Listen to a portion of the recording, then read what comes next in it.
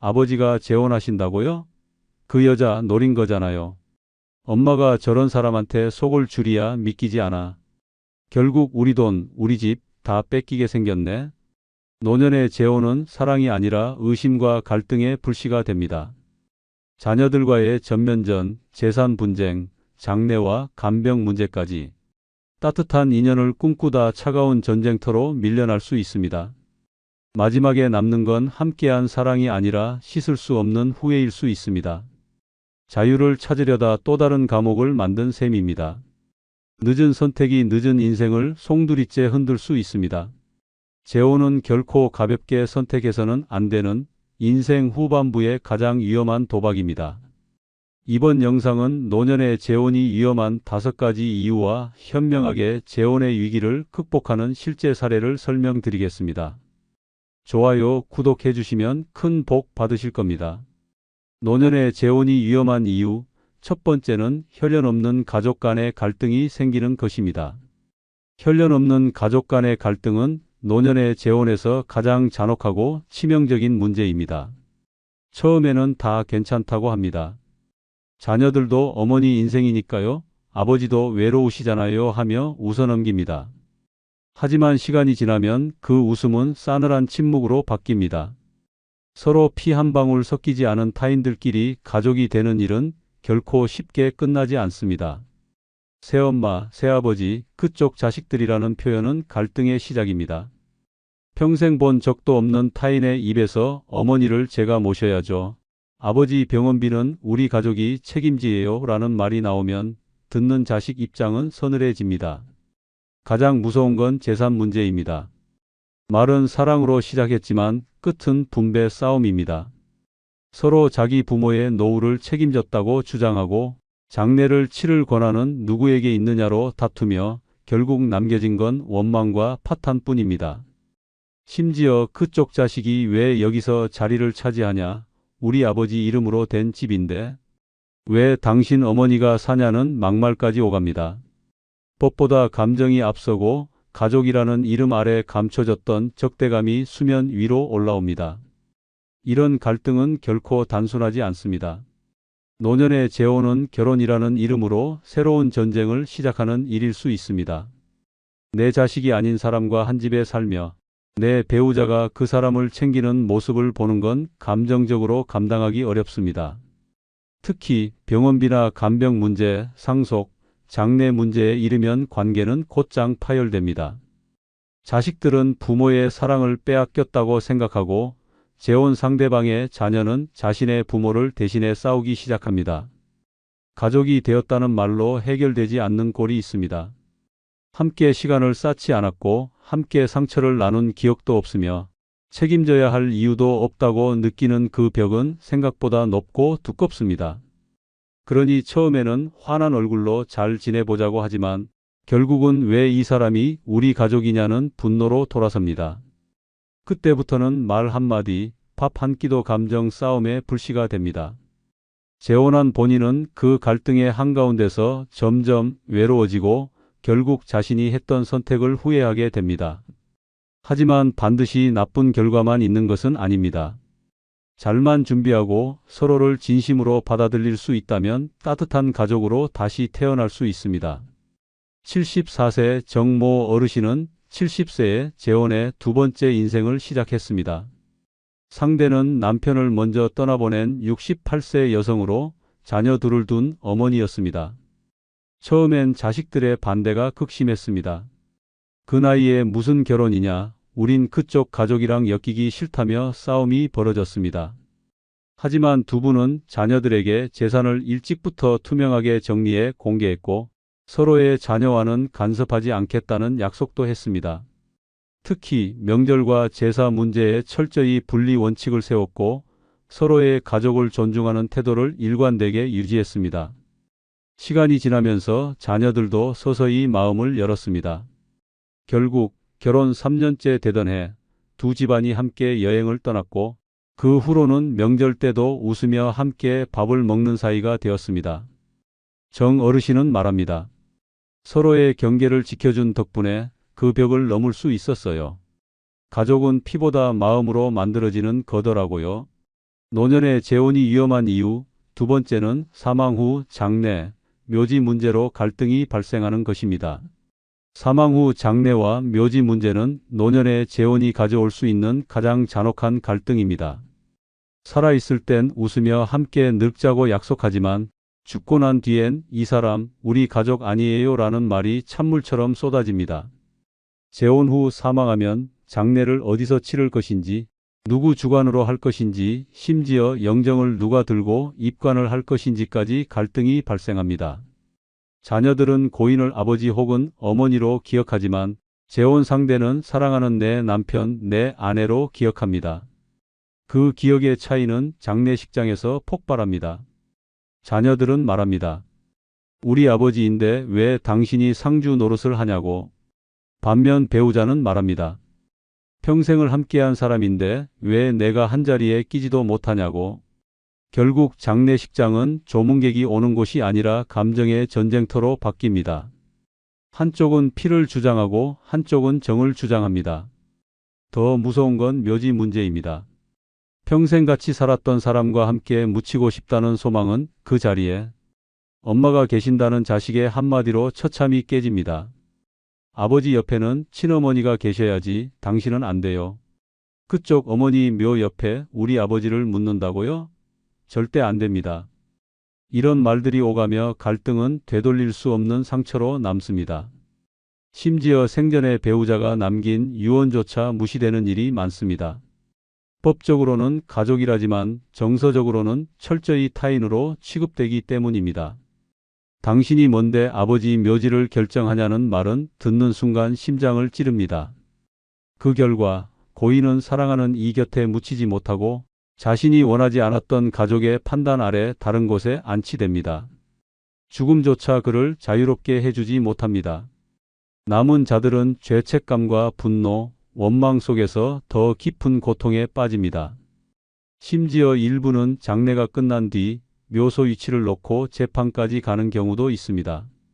죽음 이후의 평화는커녕 또 다른 전쟁이 시작되는 셈입니다. 가장 큰 문제는 생전에 아무런 준비 없이 떠나는 경우입니다. 어디에 묻힐 것인지, 누가 장례를 치를 것인지, 상속은 어떻게 할 것인지 전혀 정해놓지 않으면 남겨진 사람들은 답이 없는 분열을 겪게 됩니다. 이건 내 엄마 아빠가 원했던 게 아니에요. 그건 당신의 착각이에요 라는 말들이 억울함과 분노를 키웁니다. 결국 아무도 행복하지 않은 결과만 남습니다. 그러니 노년의 재혼은 사랑만으로는 부족합니다. 반드시 죽음 이후까지 생각해야 합니다. 그렇지 않으면 평생을 함께한 사람조차 끝내 모진 말로 이별하게 됩니다. 하지만 미리 준비하고 솔직한 대화를 나눈다면 얼마든지 평화로운 마무리가 가능합니다. 75세 이모 어르신 부부는 재혼 후 삶 이후의 계획을 함께 세우기로 했습니다. 두 분은 결혼 초부터 자녀들에게 정식으로 인사하며 모든 재산과 장래 문제를 투명하게 밝혔습니다. 사전에 공증을 통해 사망 시 배우자와 같은 납골당에 안치하길 원한다는 유언장을 작성했고 자녀들과도 정기적으로 이 문제를 공유했습니다. 심지어 생전에 부부가 함께 묘소를 탑사하고 가족들과 함께 묘지 위치까지 선정해 놓았습니다. 장례 절차도 자녀들과 합의해 조율하였고 실제로 2023년 아내가 먼저 세상을 떠났을 때 모든 절차가 조용하고 따뜻하게 이루어졌습니다. 남편 이 어르신은 말했습니다. 미리 말하고 미리 정해두니 모두가 편했습니다. 죽음도 준비할 수 있다는 걸 이제야 알았습니다. 이 사례는 재혼도 죽음도 갈등 없이 마무리할 수 있다는 가능성을 보여줍니다. 노년의 재혼이 위험한 이유, 세 번째는 동반자보다 간병인으로 전락할 수 있기 때문입니다. 노년의 재혼은 함께 늙어가는 따뜻한 사랑으로 시작됩니다. 그러나 현실은 생각보다 훨씬 냉혹합니다. 시간이 지나면 사랑은 사라지고 남는 건 피로와 책임뿐입니다. 누군가의 마지막을 함께 하겠다는 다짐은 어느새 병원 청구서와 약봉지, 기저귀 교체와 요양병원 뒷바라지로 바뀝니다. 그렇게 동반자라는 이름은 어느 순간 간병인으로 전락합니다. 같이 웃고 같이 걸으며 함께 늙자는 약속은 누군가 쓰러지는 순간 완전히 깨집니다.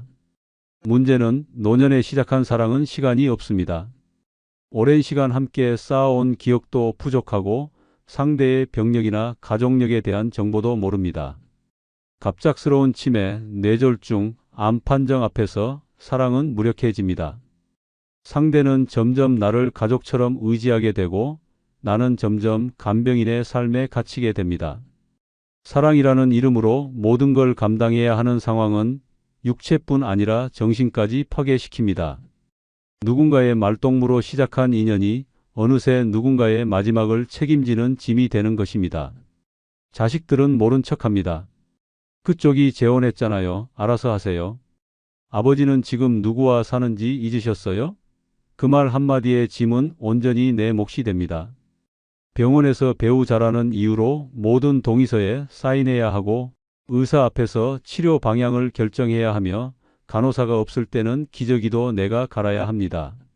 하루에도 몇 번씩 밤을 깨우는 기침, 소리와 낯선 헛소리들 속에서 처음 품었던 설렘은 분노와 절망으로 바뀝니다. 내가 이러려고 재혼했나 하는 후회가 밀려옵니다. 노년의 재혼은 동반자를 찾는 것이지 봉사를 하겠다는 게 아닙니다. 그러나 많은 이들이 현실 앞에서 그렇게 무너집니다. 처음엔 손잡고 산책하던 사람이 어느 날엔 소변을 받아야 하는 사람이 됩니다. 처음엔 같이 요리하던 사람이 어느 날엔 씹지도 못하고 삼키지도 못하는 사람이 됩니다. 그 모습을 보며 마음이 무너지고 삶의 의욕이 사라집니다. 간병은 사랑이 아닙니다. 간병은 책임이며 감당할 각오가 필요한 현실입니다. 이 현실을 모른 채 재혼했다면 후회는 너무도 깊고 돌이킬 수 없습니다. 하지만 간병이라는 현실을 인정하고 미리 준비하고 함께 이해하려는 자세가 있다면 이 고통도 극복할 수 있습니다. 72세 강모 씨는 68세에 재혼하며 간병 계약서를 작성했습니다. 배우자와 함께 혹시 닥칠 미래에 대한 이야기를 솔직하게 나눴고 어떤 경우에 요양시설을 이용하고 어떤 상황에서 자녀에게 도움을 요청할지를 명확히 정리했습니다. 두 사람은 함께 병원 검진을 받고 서로의 건강 상태를 공유했으며 긴급 연락망까지 만들어 두었습니다. 실제로 3년 전 남편이 허리 디스크 수술을 받았을 때 아내는 일부 간병만 맡고 자녀들과 역할을 분담했습니다. 모든 상황이 미리 조율되어 있었기에 갈등도 없었고 부담도 줄었습니다. 강 씨는 말했습니다. 나는 남편의 간병인이 아니라 함께 살아가는 사람입니다. 그걸 지키려면 준비가 필요했습니다. 이처럼 동반자와 간병인의 경계를 지키기 위해서는 솔직한 대화와 철저한 준비가 필요합니다. 그래야 비로소 재혼이 축복이 될 수 있습니다. 노년의 재혼이 위험한 이유, 네 번째는 위장 결혼으로 인한 피해 가능성이 있기 때문입니다. 위장 결혼은 노년의 사랑을 노리는 가장 잔혹한 사기입니다. 외로움에 마음을 열고 누군가에게 기대고 싶다는 간절함을 악용해 접근합니다. 따뜻한 말, 자상한 행동, 과한 관심으로 마음을 얻은 뒤 그 모든 호의는 서서히 통제와 요구로 바뀝니다.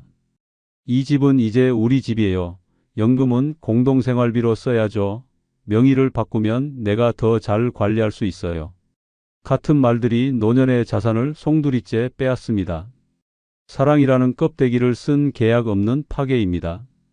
처음엔 다정한 목소리로 당신 없으면 못 살아요 라며 접근합니다.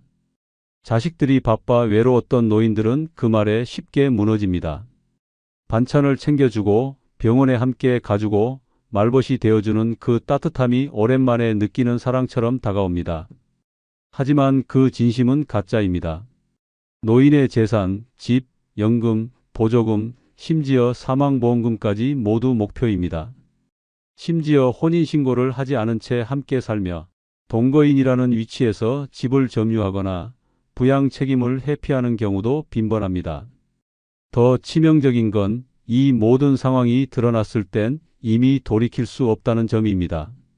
문서상으로도 감정적으로도 피해자는 스스로 선택한 사랑이라는 이유로 책임까지 뒤집었습니다. 자식들은 말합니다. 왜 그런 사람을 믿으셨어요? 그러나 이미 그 사람은 마음이 약해져 있는 부모의 가장 약한 부분을 정확히 찔렀던 사기꾼입니다. 아무도 나를 사랑하지 않는다는 고독 속에 갇힌 노인을 향한 접근은 계획적이며 치밀합니다. 처음부터 감정을 조종하고 경제 상황을 파악하고 법적 권리를 탐색합니다. 그 피해는 단순히 돈으로 끝나지 않습니다. 믿었던 사랑이 통째로 무너졌다는 배신감은 삶의 의욕마저 앗아갑니다. 더 끔찍한 건 피해자가 스스로 사랑이었다고 믿으며 진실을 외면하려는 경우입니다. 그래서 고발도 못하고 자식에게도 말하지 못하며 조용히 모든 것을 내어준 채 혼자 무너집니다. 그 사람도 나름대로 사정이 있었겠지라는 자기 합리화는 결국 모든 걸 잃고 나서야 끝이 납니다. 남은 건 비어버린 통장, 돌이킬 수 없는 재산 손실, 그리고 다시는 누구도 믿지 못하는 마음뿐입니다. 노년의 위장 결혼은 단순한 사기 사건이 아닙니다. 그것은 사람의 감정과 인생을 갈기갈기 찢는 인격 살인입니다. 하지만 모든 재혼이 이런 비극으로 끝나는 것은 아닙니다. 충분한 준비와 검증, 그리고 가족과의 솔직한 대화만 있다면 따뜻하고 진정성 있는 만남도 가능합니다. 73세 김모 어르신은 교회에서 만난 여성과의 교제를 가족에게 먼저 알렸습니다. 자식들과 함께 만남의 과정을 투명하게 공유했고, 함께 여행하고 식사하며 가족들끼리의 관계도 돈독하게 만들었습니다. 결혼 전에는 변호사를 통해 동거 및 재산 보호 협약서를 체결했고, 명예 변경 없이 각자의 자산을 지키며 생활하자는 합의도 했습니다. 김 어르신의 자녀들은 오히려 아버지가 행복해 보여서 좋다며 찬성했고, 지금은 며느리와 손주들까지 함께 명절을 보내는 가족이 되었습니다. 김 어르신은 말합니다. 사랑도 중요하지만 신뢰는 더 중요했습니다. 모든 걸 숨기지 않으니 아무 갈등이 없었습니다. 이처럼 열린 사랑과 사전 준비가 함께 한다면 노년의 재혼도 충분히 아름답고 든든한 동반자가 될 수 있습니다. 노년의 재혼이 위험한 이유, 5번째는 오히려 혼자일 때가 더 행복했다는 사실을 뒤늦게 알 수 있기 때문입니다. 노년의 재혼을 선택했지만 오히려 혼자일 때가 더 행복했다는 사실을 뒤늦게 깨닫는 순간이 찾아옵니다. 그것은 후회와 허무가 동시에 몰려오는 순간입니다. 외로움을 이겨보려는 용기였지만 돌아온 건 더 큰 피로와 감정의 갈등입니다. 누군가와 함께라는 이유로 삶이 나아지길 기대했지만 정작 내 마음 하나 자유롭지 못한 현실에 눈물이 납니다. 혼자일 때는 마음대로 먹고 자고 쉬고 웃었는데 지금은 모든 걸 맞춰야 하고 조심해야 하고 참아야 합니다. 동반자라는 이름 아래 다시 누군가의 기분을 살피고 습관을 참고 속마음을 숨기는 날들이 시작됩니다. 늙어서까지 다시 누군가의 눈치를 보며 살아야 할 줄 몰랐습니다. 일상이 스트레스가 되고 대화는 감정 소모가 되며 함께 있음에도 외롭다는 기분이 스멀스멀 올라옵니다. 두 사람의 인생은 너무 다르고 삶의 속도는 너무 엇갈립니다. 하나부터 10까지 내가 양보해야 하는 상황이 이어지고 그토록 원했던 따뜻한 동행은 조용한 갈등으로 바뀝니다. 나 이러려고 재혼했나라는 말이 마음속에서 계속 맴돕니다. 누군가 곁에 있다는 안정감보다 혼자 있을 때의 평온함이 점점 그리워집니다. 노년의 혼자라는 건 불행이 아니라 자유입니다. 그 자유를 스스로 버리고 또다시 누군가와의 적응 게임에 뛰어들었을 때 결국 손해보는 건 나 자신입니다. 나를 위해 쓰던 시간, 나만을 위한 공간, 내 마음대로 움직이던 일상이 사라졌을 때 사람은 다시 고립됩니다. 더욱이 사랑이라 믿었던 그 감정이 책임, 의무, 의심으로 변할 때는 돌이킬 수 없습니다. 혼자서도 잘 지내고 있었는데 괜한 기대와 두려움 때문에 누군가를 받아들인 것이 오히려 실수였다는 사실이 분명해지는 순간 사람은 자신을 미워하게 됩니다. 문제는 이 선택을 되돌릴 수 없다는 데 있습니다. 재혼은 단순한 동거가 아닙니다. 함께 살아야 하고 함께 결정해야 하며 함께 늙어가야 합니다. 그런데 그 모든 함께가 고통이 될 때는 혼자보다 훨씬 더 외로워집니다. 누구도 내 편이 아니고 누구도 내 진짜 속마음을 들어주지 않을 때 사람은 혼자일 때가 더 행복했다는 결론에 이릅니다. 이미 관계는 얽혀버렸고 다시 혼자로 돌아가는 것도 쉬운 일이 아닙니다. 그래서 결국 그저 참고 살아갑니다. 표정 없는 얼굴로, 대화 없는 하루로.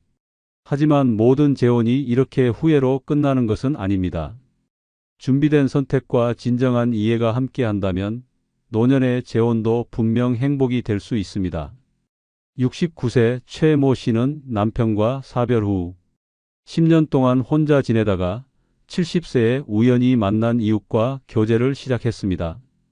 두 사람은 서로의 삶을 침범하지 않기로 약속하고 동거나 재혼이 아닌 정기적인 만남으로 관계를 시작했습니다. 각자 집을 두고 필요할 때만 함께 시간을 보내며 경제적 독립과 생활의 자유를 유지했습니다. 처음엔 자식들도 걱정했지만 시간이 지나면서 오히려 엄마가 예전보다 밝아졌다고 안심하게 되었습니다. 최 씨는 말합니다. 혼자 있을 때의 자유와 함께 있을 때의 따뜻함, 그 두 가지를 동시에 지킬 수 있어 행복합니다. 이처럼 반드시 결혼이라는 틀에 갇히지 않아도 노년의 사랑은 충분히 가능하며 혼자일 때보다 더 빛나는 시간이 될 수 있습니다. 구독, 좋아요는 무료이며 다음 영상을 가장 빠르게 보실 수 있습니다. 감사합니다. 평생을 성실하게 살아온 76세의 김노인 부부는 결혼 50주년을 맞아 유럽으로 황혼여행을 떠났습니다. 한때 가이드 없이도 전국 방방곡곡을 누비던 여행 마니아였기에 노후에도 충분히 즐길 수 있으리라 자신했습니다.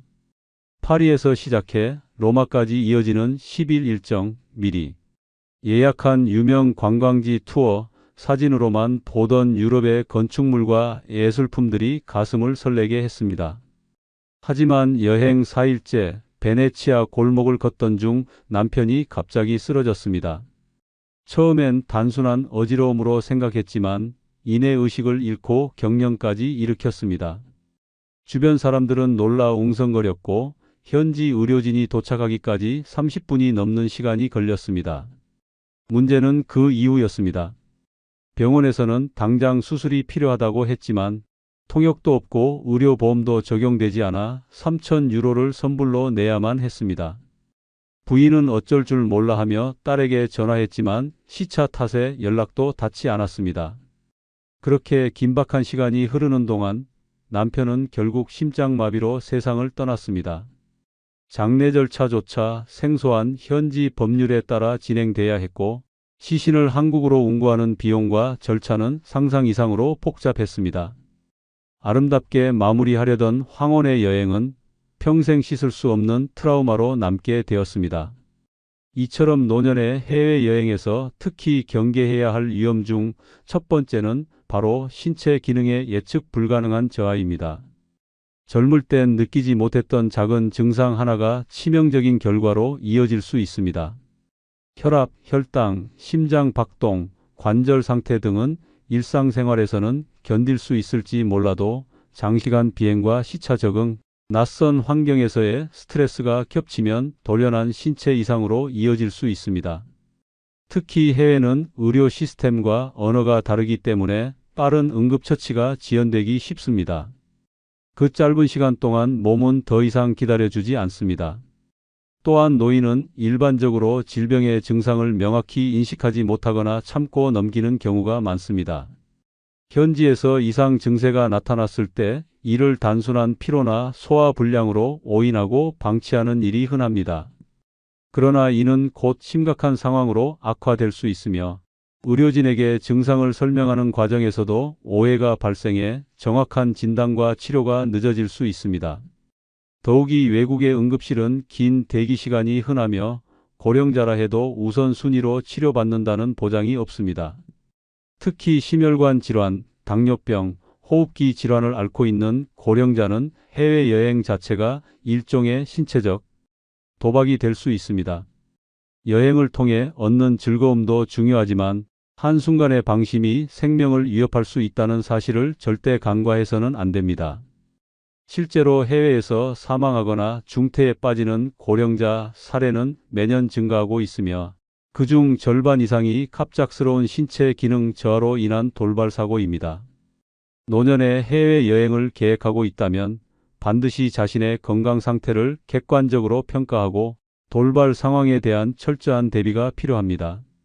여행은 인생의 마지막 선물일 수 있지만 준비 없는 여행은 그 마지막을 비극으로 바꿀 수 있다는 점을 명심해야 합니다. 72세의 박노인 부부는 친구들과 함께 패키지 유럽 여행을 떠났습니다. TV에서 본 알프스 풍경, 베를린 장벽, 루브르 박물관의 명화를 직접 눈으로 보기 위해 8박 10일짜리 일정을 선택했습니다. 문제는 첫날부터 시작되었습니다. 새벽 5시에 일어나 공항으로 이동하고 장거리 비행 후 곧장 관광이 이어졌습니다. 눈꺼풀은 천근만근이고 다리는 퉁퉁 부었지만 이 기회 아니면 언제 또 오겠냐는 생각에 억지로 버텼습니다. 둘째 날엔 하루에 무려 5도시를 돌며 기념 촬영과 쇼핑을 반복했습니다. 화장실을 찾을 시간도 없이 버스를 타고 내려서 30분 걷고 다시 버스를 타는 일정이 계속되었습니다.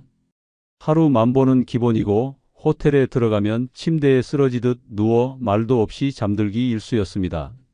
넷째 날 프라하 시내 투어 중 박노인의 아내가 계단을 오르다 갑자기 주저앉았습니다. 처음엔 단순한 피로로 여겼지만 얼굴이 새파랗게 질리고 손이 떨리기 시작했습니다. 병원에 가보니 급격한 탈수와 과로로 인한 저혈압 쇼크 상태였습니다. 의사는 즉시 투어를 중단하라고 경고했지만 이미 다음 날 오스트리아 일정이 예약되어 있었습니다. 여행사를 통해 취소를 요구했지만 위약금이 수십만 원에 달했고 숙소 변경도 불가능하다는 답변뿐이었습니다. 결국 부부는 중간에 여행을 포기하고 비행기 날짜를 변경해 조기 귀국했습니다. 돌아오는 길 내내 남편은 그냥 동네 뒷산이나 갈 거리라며 후회했고 아내는 일주일 넘게 병원에서 회복 치료를 받아야 했습니다. 이처럼 노년의 해외여행에서 특히 경계해야 할 위험 중 두 번째는 바로 강행군으로 인한 체력 저하입니다. 일반적인 여행 패키지는 젊은 여행객을 기준으로 짜여 있어 하루 10시간 이상의 이동과 도보가 기본입니다. 노년의 몸은 회복 속도가 느리고 무리한 일정이 이어지면 단순한 피로가 아니라 실신, 저혈당, 심근경색과 같은 위험한 상황으로 발전할 수 있습니다. 특히 노년층은 자신의 체력을 과대평가하는 경향이 있습니다. 아직 젊은데 이 정도는 괜찮겠지라는 자존심이 문제입니다. 그러나 현실은 다릅니다. 계단 몇 개를 오르는데 숨이 차고 버스 타는 사이 체온이 급격히 변하면서 면역력이 떨어지며 식사 시간이 불규칙해지면 소화 기능에도 큰 무리가 옵니다. 일정이 빡빡할수록 식사는 급하게 하고 화장실은 참게 되고 수면 시간은 줄어들게 됩니다. 이 모든 요소가 고령자의 신체를 끊임없이 몰아붙이게 됩니다. 여행 중에는 스트레스 호르몬이 과다하게 분비되며 이는 심혈관계에 직접적인 영향을 미칩니다. 실제로 해외여행 중 뇌졸중이나 심장마비로 사망하는 고령자의 사례는 해마다 증가하고 있습니다. 특히 패키지 여행은 단체의 흐름을 따라야 하기 때문에 본인의 컨디션에 따라 휴식을 취하는 것이 거의 불가능합니다. 한 번 일정에서 이탈하면 전체 계획이 틀어지기 때문에 억지로 버티는 경우가 많습니다. 체력 저하는 단순히 힘든 것으로 끝나지 않습니다. 판단력이 흐려지고 낯선 환경에서의 긴장감이 더해져 넘어지거나 사고로 이어질 가능성이 높아집니다. 실제로 해외에서 넘어져 골절상이나 뇌진탕을 입는 고령자의 사례도 잦습니다. 병원 진료는 곧 막대한 비용으로 이어지고 이후 여행은 즐거움이 아닌 고통의 시간이 됩니다. 69세 이정자 씨는 평생 꿈꿔온 스페인 여행을 떠났습니다. 소매치기로 악명 높은 곳이라는 이야기는 익히 들었지만 조심하면 괜찮겠지 싶었습니다. 첫날 마드리드 광장에서 찍은 사진들을 가족 단톡방에 올리며 행복을 만끽하던 중 낯선 청년이 다가와 한국에서 왔냐고 말을 걸었습니다. 친절해 보이는 인상에 경계심이 풀린 사이 청년은 함께 사진을 찍자며 스마트폰을 꺼냈습니다. 사진을 찍고 돌아선 순간 이 씨의 가방이 열린 채 지퍼가 풀려 있었습니다. 여권, 지갑, 심지어 복용 중인 약까지 모두 사라진 상태였습니다. 신고를 하러 간 경찰서는 차가웠습니다. 이런 건 매일 있는 일이라며 사건 접수조차 소극적이었습니다. 문제는 그 이후였습니다. 소지품이 전혀 없는 상태에서 숙소로 돌아가는 길조차 막막했고 여권이 없어 대사관에 연락해 임시 여권을 발급받아야 했습니다. 하지만 주말이라 업무가 중단된 상태였고 호텔 예약도 여권 정보가 필요해 투숙이 불가능했습니다. 결국 거리에서 하룻밤을 지새우다 경찰의 도움으로 임시 쉼터에 들어갈 수 있었습니다. 정신적 충격은 상상을 초월했습니다. 여행은커녕 길거리 노숙자가 된 것 같은 자괴감이 밀려왔습니다. 이처럼 노년의 해외여행에서 특히 경계해야 할 위험 중 세 번째는 바로 외국인의 눈에 고령자가 쉬운 범죄 대상으로 인식된다는 점입니다. 젊은 여행자에 비해 판단력이 느리고 대응이 느리며 당황할 확률이 높기 때문에 소매치기나 사기에 타깃이 되기 쉽습니다. 특히 유럽의 유명 관광지는 노년층을 겨냥한 전문 범죄 조직이 활동 중이며 이들은 대화로 접근한 뒤 동선과 행동 패턴을 파악해 치밀하게 범행을 저지릅니다. 고령 여행객은 짐이 많고 움직임이 느리며 혼자 다니는 경우가 많아 범죄자의 눈에는 저항 없는 ATM처럼 보일 수 있습니다. 여권과 현금을 함께 보관하는 경우가 많아 단 한 번의 소매치기로 인생 최대의 위기를 맞을 수 있습니다. 더욱이 낯선 언어 환경과 법 체계 속에서 피해를 입었을 때 적극적으로 항의하거나 대응하기가 어렵습니다. 일부 국가는 외국인 피해자에 대한 대응이 형식적이고 연로한 피해자는 진술 능력이 부족하다고 판단해 진지하게 받아들이지 않는 경우도 있습니다. 문제는 단순한 금전 손실이 아닙니다.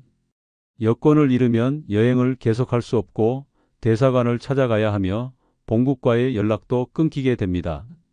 약을 도난당하면 건강 문제가 심각해지고 스마트폰까지 사라지면 가족과의 연락마저 두절됩니다.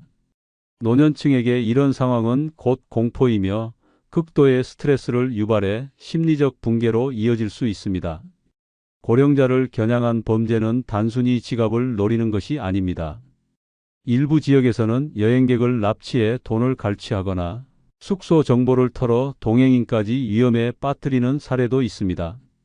특히 고령 여성이 혼자 다닐 경우 혼자 있는 노인이라는 점이 범죄자에게는 유혹 그 자체입니다.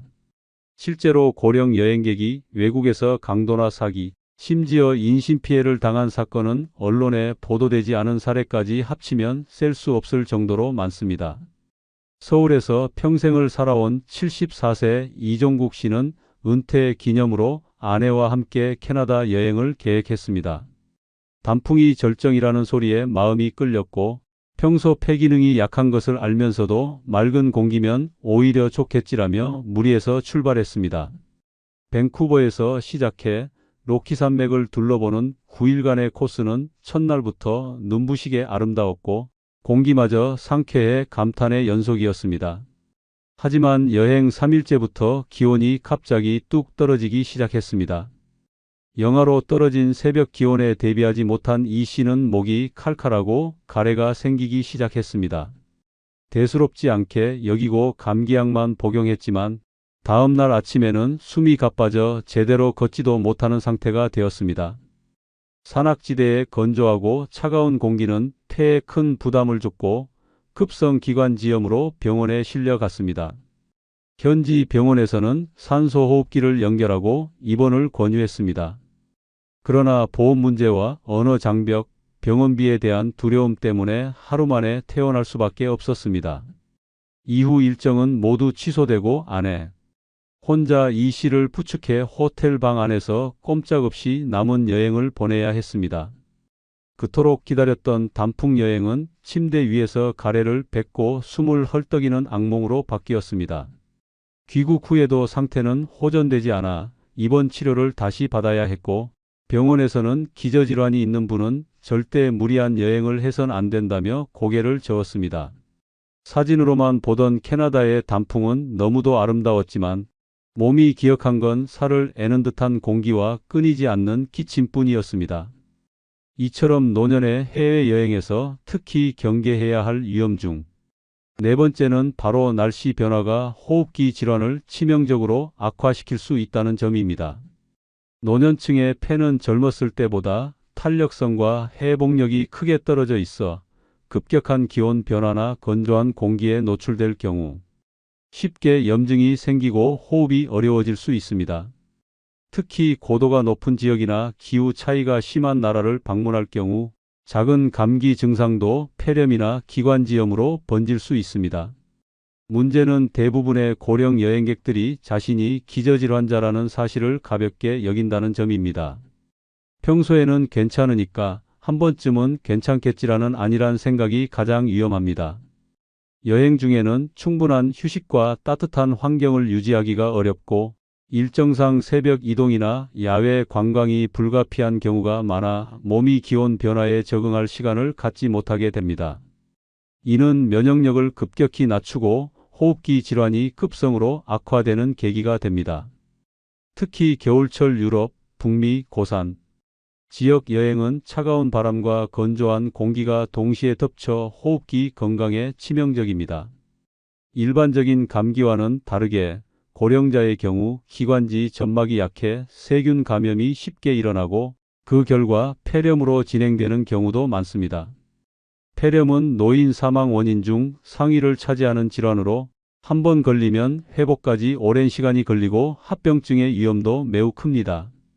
또한 현지 병원에서 치료를 받는 것도 큰 부담입니다. 언어 소통이 어렵고 보험 적용 범위가 제한되어 있어 간단한 처치만으로도 수백만 원이 청구될 수 있습니다. 이러한 이유로 고령 여행객들은 증상이 심각해질 때까지 병원 방문을 미루는 경우가 많으며 이로 인해 질환이 더욱 악화되는 악순환이 발생합니다. 노년의 여행은 낭만이 아닌 생존의 문제일 수 있습니다. 호흡기 건강은 평소에 아무렇지 않아 보여도 낯선 기후에서는 순식간에 악화될 수 있습니다. 해외의 깨끗한 공기, 이국적인 자연을 꿈꾸며 떠나는 여행이 결국 산소호흡기와 병원, 침대로 끝나지 않기 위해선 자신의 건강 상태를 정확히 인식하고 날씨에 대한 철저한 대비가 필요합니다. 준비 없는 여행은 치명적이며 단 한 번의 기온 변화가 생명을 위협할 수 있다는 사실을 절대 잊지 말아야 합니다. 70세 최말순 씨는 평생 처음으로 미국 여행을 떠났습니다. 손주들이 살고 있는 로스앤젤레스에서 함께 크리스마스를 보내는 것이 소원이었고 자녀들도 흔쾌히 항공권과 여행 일정을 도와주었습니다. 공항에 도착한 순간부터 눈이 휘둥그레졌고 넓고 깨끗한 거리, 끝없이 펼쳐진 쇼핑몰, 온 가족이 모여 웃는 풍경에 감격했습니다. 그런데 여행 5일째 갑작스러운 폭통이 시작되었습니다. 평소엔 위장약만 먹으면 괜찮았던 증상이었지만 이번엔 달랐습니다. 땀을 뻘뻘 흘리며 복부를 부여잡고 고통스러워하자 자녀들이 911에 전화했고 곧바로 응급차가 도착했습니다. 응급실로 옮겨진 최 씨는 곧바로 정밀 검사를 받았고 의사는 충수염 가능성이 있다며 수술을 권했습니다. 치료는 신속했습니다. 그러나 병원 침대에 누운 채 최 씨는 그보다 더 충격적인 말을 듣게 되었습니다. 보험이 적용되지 않는다는 이유로 수술비와 입원비 전액이 본인 부담이라는 것입니다. 예상 진료비가 무려 3만 달러, 한화로 4천만 원이 넘는 금액이었습니다. 자녀들은 경황 없이 신용카드와 현금 서비스를 동원해 병원 측과 협상을 시도했지만 병원 측은 선불 또는 보증이 없으면 퇴원 후 청구가 불가하다며 단호하게 말했습니다. 결국 수술은 받았지만 병원비를 감당하기 위해 자녀들의 급여 통장이 텅 비었고 최 씨는 내가 괜한 짐이 됐구나라는 자책감에 시달렸습니다. 평생에 꿈이던 미국 여행은 여행 후 몇 달간 빚 독촉에 시달리는 악몽이 되었습니다. 이처럼 노년의 해외여행에서 특히 경계해야 할 위험 중 다섯 번째는 바로 의료보험의 제한성과 그에 따른 막대한 치료비 부담입니다. 한국에서 익숙한 건강보험 체계는 해외에서는 전혀 통하지 않으며 특히 미국, 캐나다, 일본, 유럽 일부 국가에서는 응급실 진료만으로도 수백만 원이 청구될 수 있습니다. 여행자 보험이 있다 하더라도 고령자는 기존 질환이나 나이 제한으로 보험 적용이 제한되거나 보장이 축소되는 경우가 많습니다. 문제는 고령자는 여행 중 건강 이상이 발생할 확률이 높다는 점입니다.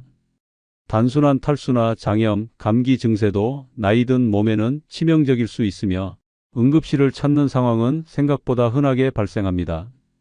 그러나 병원은 먼저 비용부터 요구하며 보험 여부에 따라 진료의 속도와 태도가 달라지는 일이 실제로 비일비재합니다. 어떤 병원은 아예 보험 서류 제출 전까진 진료 자체를 거부하거나 퇴원을 종용하기도 합니다. 특히 미국은 의료 민영화가 극단적으로 진행된 나라로 응급차 탑승부터 수술, 입원, 진통제 한 알까지 모두 별도의 청구 항목으로 분리되어 청구됩니다. 수술 한 번에 수천만 원, 입원 하루에 100만 원이 넘는 청구서를 받아든 순간 여행자와 가족은 정신적인 충격을 받게 됩니다. 여기에 언어 장벽과 병원 시스템의 차이까지 더해지면 병보다 그 상황 자체가 더 큰 고통이 됩니다. 보험의 존재만으로 안심해선 안 됩니다. 여행자 보험은 보장 내용이 매우 복잡하며 특히 만성질환을 가진 노년층의 경우 기저질환 관련 치료 제외라는 조항으로 인해 보장을 못 받는 경우가 많습니다. 고혈압, 당뇨, 심장질환 등 흔한 노인성 질환은 보험에서 예외로 처리되며 이러한 내용을 미리 충분히 숙지하지 않으면 치료비 전액을 떠안게 됩니다. 사전 동의서 하나 없이 받아들인 진료가 나중에 거절당해 전액 청구되는 경우도 많습니다. 경북 구미에 사는 73세 김혜순 씨는 평생을 된장찌개, 김치찌개, 고등어 조림과 함께 살아온 전형적인 한국식 입맛의 소유자였습니다. 그런 김 씨가 평생 소원이라며 선택한 여행지는 다름 아닌 프랑스였습니다. 에펠탑을 직접 보고 몽마르트 언덕에서 커피 한잔 하는 꿈을 이루기 위해 친구들과 단체 여행을 떠났습니다. 문제는 도착하자마자 시작되었습니다. 첫날 저녁 식사는 파리의 유명 레스토랑에서 제공된 달팽이 요리와 치즈가 잔뜩 들어간 크림 파스타였습니다. 평소라면 젓가락도 대지 않았을 음식을 이왕 왔는데 안 먹으면 손해라는 생각으로 억지로 삼켰습니다. 고소하다며 웃던 옆자리 친구의 말에 용기를 내어 한 접시를 비웠고 후식으로 나온 와인까지 곁들였습니다. 하지만 밤이 되자 배가 땅처럼 단단해지고 속이 울렁거리기 시작했습니다. 위장은 전쟁터가 되었고 새벽에는 폭통으로 침대에서 뒹굴며 신음을 해야 했습니다. 아침엔 얼굴이 창백해졌고 몸을 일으키기도 힘들었습니다. 현지 가이드가 급히 약국에 데려갔지만 의사소통이 어려워 제대로 된 약을 받는 것조차 불가능했습니다. 그날 일정은 그대로 포기해야 했고 호텔에서 화장실과 침대를 오가며 하루를 보냈습니다. 다음 날부터는 모든 음식이 무서워져 제대로 식사를 하지 못했고 결국 귀국할 때쯤엔 체중이 4kg나 빠졌습니다. 가족들은 아니 파리 갔다더니 얼굴은 왜 이리 초췌하냐고 놀랐고 김 씨는 음식이 이렇게 사람을 죽일 줄 몰랐다며 2번 다시 해외는 꿈도 안 꾼다고 말했습니다. 이처럼 노년의 해외여행에서 특히 경계해야 할 위험 중 6번째는 바로 익숙하지 않은 음식이 초래하는 소화장애입니다. 오랜 세월 동안 한국식 식단에 길들여진 위장은 기름기 많고 향신료가 강한 서양식 음식에 갑작스럽게 적응하지 못하며 이는 심각한 소화 불량이나 장 트러블로 이어질 수 있습니다. 단순히 더부룩함이나 가벼운 복통으로 끝나면 다행이지만 경우에 따라 구토, 설사, 탈수까지 이어져 여행 자체를 망치는 상황이 벌어지기도 합니다. 고령자의 소화기관은 노화로 인해 기능이 약화되어 있어 자극적인 음식이나 낯선 재료에 민감하게 반응합니다. 특히 버터, 치즈, 생고기, 해산물, 향이 강한 허브류는 우리 몸의 알레르기 반응이나 급성 위장 장애를 유발할 수 있으며 노인은 이러한 증상을 빠르게 회복하지 못해 장기간 고통을 겪게 됩니다. 이 과정에서 식사를 피하게 되고 결국 영양 불균형이나 탈수로 이어지는 경우도 많습니다. 문제는 음식 선택의 자유가 제한적이라는 점입니다. 단체 패키지 여행일수록 정해진 식단과 메뉴가 제공되며 낯선 환경에서는 본인의 건강 상태에 맞는 음식을 찾기가 쉽지 않습니다. 식재료에 대한 정보를 정확히 파악하기 어려워 알레르기를 유발하는 음식에 무심코 노출되기도 하며 식사 도중 이물감이나 구역질이 올라와도 말로 표현하기 어려운 상황이 빈번히 발생합니다. 결국엔 억지로 먹고 그 대가로 소화기관 전체가 무너지는 고통을 치르게 됩니다. 현지 약국에서 소화제를 구입하려 해도 언어, 장벽, 성분 차이, 복용 방법의 차이 등으로 인해 오히려 부작용을 초래할 위험도 존재합니다. 어떤 약은 국내와 다르게 작용하여 오히려 장을 자극하는 경우도 있으며 여행 중 복용 중인 다른 약과 충돌을 일으킬 수도 있습니다. 특히 당뇨, 고혈압 등의 만성 질환이 있는 경우 잘못된 약 복용은 치명적인 결과를 초래할 수 있습니다. 구독, 좋아요 부탁드립니다. 감사합니다. 깨끗이 씻지 않으면 죽음이 찾아올 수도 있습니다. 단순한 위생 문제가 아니라 세균 감염, 심장병, 치매, 폐혈증까지 부를 수 있습니다. 몸에는 우리가 신경 쓰지 않는 세균의 온상이 존재합니다. 이곳을 제대로 씻지 않으면 피부가 썩고 장기가 망가지며 심한 경우 목숨까지 위협받을 수 있습니다. 많은 사람이 매일 샤워하지만 정작 가장 중요한 부위를 제대로 씻지 않아 병을 키우고 있습니다. 90세까지 건강하게 살고 싶다면 오늘부터 이 6곳을 철저히 씻어야 합니다. 먼저 구독, 좋아요 부탁드립니다. 첫 번째로 반드시 씻어야 할 곳은 입안입니다. 입을 깨끗이 관리하지 않으면 온몸에 치명적인 병이 찾아옵니다. 단순히 입 냄새가 심해지는 문제가 아닙니다. 입안 세균이 온몸을 공격하면서 치매, 심장병, 당뇨병까지 부를 수 있습니다. 제대로 양치하지 않는 것만으로도 수명이 줄어들 수 있다는 사실을 아는 사람이 많지 않습니다. 입속은 세균의 온상입니다. 하루만 양치를 소홀히 해도 세균이 수백 배로 증식합니다. 이런 세균이 혈관을 타고 몸속 깊이 퍼지면 심장과 뇌까지 공격합니다. 실제로 입속 세균이 많을수록 심장병 위험이 크게 증가한다는 연구 결과도 있습니다. 양치를 게을리하는 것이 곧 심장을 위협하는 일입니다. 치매와도 깊은 연관이 있습니다. 입속 세균 중 일부는 뇌까지 침투할 수 있습니다. 세균이 뇌에 도달하면 염증을 일으켜 뇌세포를 파괴합니다. 이렇게 뇌세포가 서서히 망가지면서 치매가 진행됩니다. 즉, 매일 이를 제대로 닦지 않으면 치매에 걸릴 확률이 높아지는 것입니다.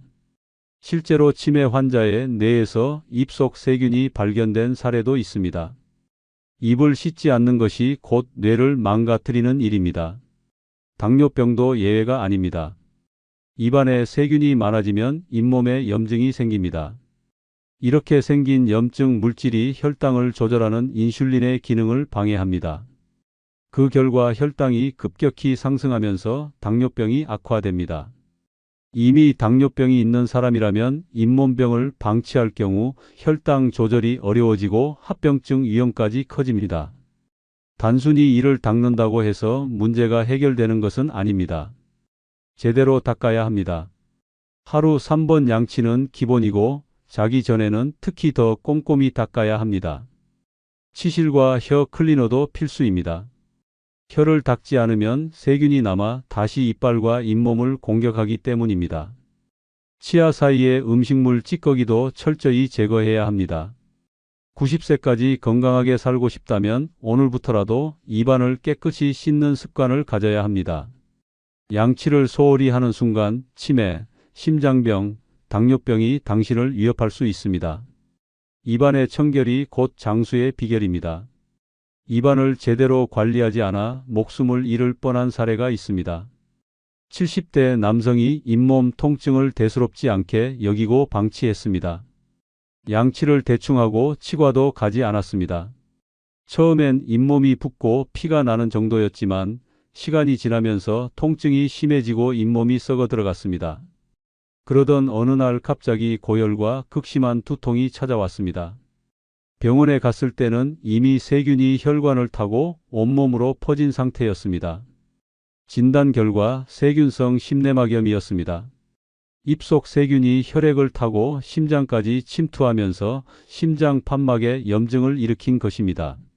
심장이 제대로 기능하지 못하면서 호흡 곤란과 가슴 통증이 심해졌습니다. 의사는 즉시 수술을 하지 않으면 생명이 위험하다고 경고했습니다. 결국 긴급 수술을 받았고 다행히 목숨은 건졌지만 심장은 완전히 회복되지 않았습니다. 평생 약을 먹으며 살아가야 하는 몸이 되었습니다.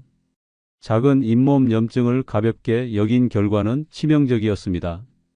양치질 하나 소홀히 한 것이 목숨을 위협한 것입니다. 입속 세균이 온몸을 망가뜨릴 수 있다는 사실을 절대 잊어서는 안 됩니다. 두 번째로 반드시 씻어야 할 곳은 귀 속입니다. 귀를 깨끗이 하지 않으면 단순히 귀가 더러워지는 것이 아니라 청력 저하, 만성 기염증, 심지어 뇌질환까지 유발할 수 있습니다. 특히 나이가 들수록 귀 건강은 생명과 직결됩니다. 귀 속을 제대로 관리하지 않으면 점점 듣지 못하게 되고 이는 결국 치매로 이어질 수 있습니다. 귀 속에는 보이지 않는 세균과 먼지가 가득합니다. 귓바퀴만 씻는다고 해서 깨끗해지는 것이 아닙니다. 귀 속 깊은 곳에 쌓이는 귀지는 시간이 지나면서 딱딱하게 굳고 이물질과 함께 엉켜 귀를 막아버립니다. 이렇게 귀가 막히면 소리가 왜곡되거나 한쪽 귀가 잘 들리지 않는 증상이 나타납니다. 하지만 대부분 나이가 들어서 그런 것이라며 대수롭지 않게 여깁니다. 이 상태가 계속되면 결국 청력이 심각하게 손상되며 회복이 어렵습니다. 더 심각한 것은 귀에 염증이 생기면 뇌까지 영향을 미친다는 점입니다. 귀는 머리와 가까운 신체 부위입니다. 귀 속에 염증이 생기면 세균이 점차 안쪽으로 퍼지면서 두개골과 뇌로 침투할 위험이 있습니다. 실제로 중이염을 방치했다가 뇌수막염으로 발전한 사례도 많습니다. 귀 속이 더러우면 단순한 청력 저하가 아니라 생명을 위협하는 뇌질환까지 일으킬 수 있는 것입니다. 귀 속을 제대로 관리하지 않으면 치매 위험도 급격히 증가합니다. 청력이 저하되면 뇌로 전달되는 자극이 줄어들어 인지 기능이 떨어지기 때문입니다. 연구에 따르면 난청이 있는 사람은 그렇지 않은 사람보다 치매 위험이 5배 이상 높습니다. 귀를 깨끗하게 유지하는 것이 치매 예방의 첫걸음입니다. 귀 관리에서 가장 중요한 것은 올바르게 씻는 방법입니다. 면봉으로 귀 속을 후비는 것은 절대 금물입니다. 오히려 귀지를 깊숙이 밀어넣어 더 큰 문제를 일으킬 수 있습니다. 면봉 대신 따뜻한 물로 귓바퀴와 귓구멍 입구를 부드럽게 닦아야 합니다. 샤워 후 물기가 남지 않도록 깨끗이 말리는 것도 중요합니다. 습기가 남아 있으면 세균이 번식하면서 염증이 생길 위험이 높아집니다. 귀 속을 깨끗하게 관리하는 것이 단순한 위생 문제가 아닙니다. 제대로 씻지 않으면 청력을 잃고 심지어 뇌까지 망가질 수 있습니다. 오늘부터라도 귀를 깨끗이 씻는 습관을 들여야 합니다. 건강한 귀가 있어야 오래도록 세상의 소리를 들을 수 있습니다. 귀 속을 제대로 관리하지 않아 목숨이 위험해진 사례가 있습니다. 70대 여성이 몇 달 전부터 귀에서 진물이 나고 가끔 심한 통증을 느꼈습니다. 그러나 단순한 귀지 문제라고 생각하고 방치했습니다. 그러던 중 갑자기 극심한 두통과 어지러움이 찾아왔고 말까지 어눌해졌습니다. 병원에 도착했을 때는 이미 한쪽 얼굴이 마비된 상태였습니다. 진단 결과 뇌수막염이었습니다. 귀 속 염증이 심해지면서 세균이 두개골을 뚫고 뇌로 침투한 것입니다. 의사는 즉시 항생제 치료를 시작했지만 이미 뇌로 감염이 퍼진 상태라 회복이 쉽지 않았습니다. 결국 환자는 한쪽 청력을 완전히 잃었고 마비된 얼굴도 완전히 돌아오지 않았습니다. 단순한 귀지와 염증을 방치한 대가로 평생 장애를 안고 살아야 하는 몸이 된 것입니다. 귀 속을 깨끗이 관리하지 않으면 단순히 귀가 더러워지는 것이 아니라 생명이 위험해질 수 있습니다. 작은 귀 속 문제라도 방치하면 돌이킬 수 없는 결과를 초래할 수 있다는 사실을 절대 잊어서는 안 됩니다. 세 번째로 반드시 씻어야 할 곳은 발가락 사이입니다. 이곳을 제대로 씻지 않으면 악취는 물론 무좀, 세균 감염, 심한 경우 발 괴사까지 이어질 수 있습니다. 특히 노년층은 혈액순환이 약해 작은 상처도 쉽게 덧나며 치료가 늦어지면 다리를 절단해야 하는 끔찍한 상황에 이를 수도 있습니다.